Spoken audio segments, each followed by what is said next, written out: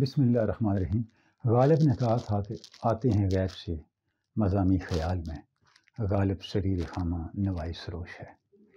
غالب کی آواز نوائے سروش اور نوائے غیب تھی یا نہیں، لیکن علامہ اقبال کی شاعری بلا شبہ عالم غیب سے آنے والی ایک آواز ہی ہے۔ علامہ کے کلام میں ایسے بیسیوں نظائر اور بیسیوں مثالیں ہمیں ملتی ہیں جہاں علامہ نے اپنی شاعری میں کوئی بات کہی، کوئی چیز پریڈکٹ کی اور آنے والے دور میں وہ بات حرف بحرف درست ثابت ہوئی۔ اس حقیقت کا تعلق حالات سے بھی ہے، معاصر حالات سے بھی ہے، سیاسیات سے بھی ہے، اور اس کے ساتھ ساتھ علوم کی دنیا کی ڈسکوریز اور انوینشنز کے ساتھ بھی ہے، عالمی حالات کے ساتھ بھی ہے۔ لیکن یہاں میں ایک اس خاص پہلو کی طرف اشارہ کرنا چاہوں گا جس کا تعلق براہ راست علامہ کی اپنی شخصیت اور اپنی زندگی کے ساتھ ہے۔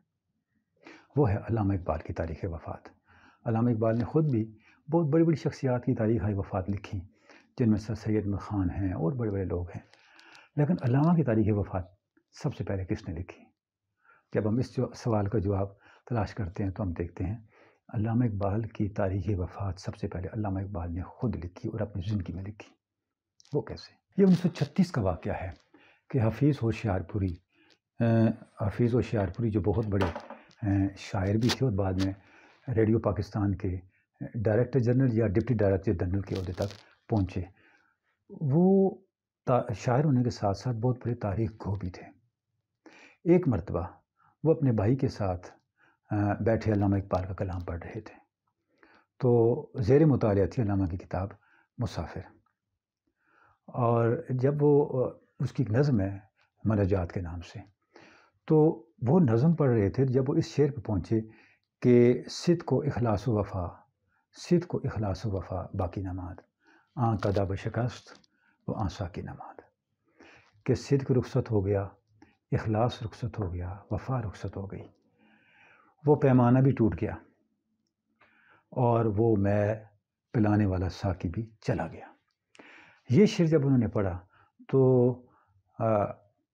پہلے مصرعے کے بارے میں انہوں نے کہا، مجھے ایسے لگتا ہے کہ اس کے جو اعداد ہیں وہ ہمارے موجودہ سال کے آگے پیچھے ہی بنتے ہیں، ذرا دیکھتے ہیں اس کے عدد کتنے ہیں۔ تو انہوں نے صدق و اخلاص و وفا باقی نماد کے جب اعداد نکالے تو یہ عدد نکلا 1357، یعنی جس سال وہ یہ شعر پڑھ رہے ہیں 1936 کے اندر، اور اس شعر سے اعداد نکال رہے ہیں، وہ 2 سال بعد کا سال آ رہا ہے، قمری لحاظ سے 1357 کا سال آ رہا ہے۔ اب انہوں نے کہا دیکھتے ہیں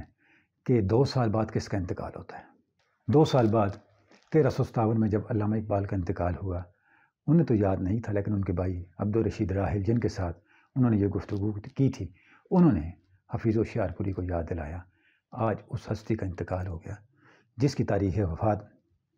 آپ اسی کے کلام سے 2 سال پہلے برآمد کر رہے تھے، تاریخ وفات نکال رہے تھے۔ جب ہم اس شعر پہ غور کرتے ہیں، یہ شعر 2 لحاظ سے علامہ کے اس دنیا سے رخصت ہونے کی طرف اشارہ کر رہا ہے۔ ایک تو وہ منظرنامہ بیان کر رہا ہے جو فی الحقیقت علامہ کے انتقال پہ پیدا ہوا، یعنی علامہ جیسی اخلاص، صدق اور وفا کی پیکر شخصیت 1357 ہجری میں اس دنیا سے رخصت ہوئی۔ گویا علامہ کا جانا علم و حکمت کے مے خانے کا ویران ہو جانا تھا،